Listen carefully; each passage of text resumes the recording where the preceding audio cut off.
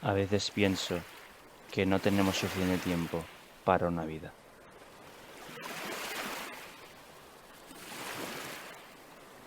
Entonces, vengo aquí para relajarme y poder deshacerme de los malos pensamientos.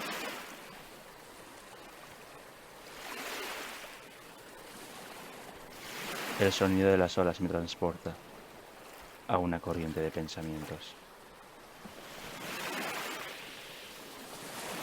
Yo tampoco creo que tengamos mucho tiempo en una sola vida.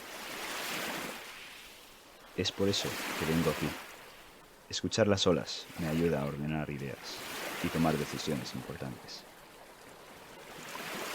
De hecho, nuestra vida está hecha de decisiones. Y a veces no pasa nada por equivocarse.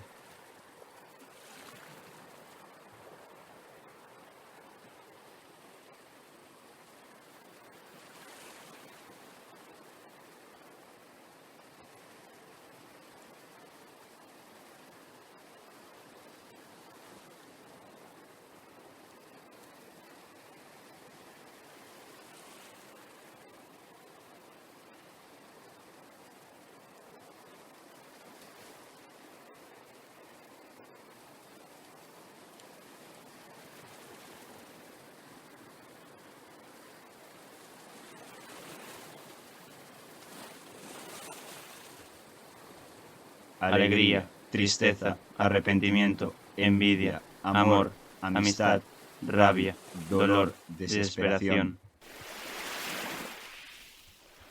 Las olas son el sentimiento.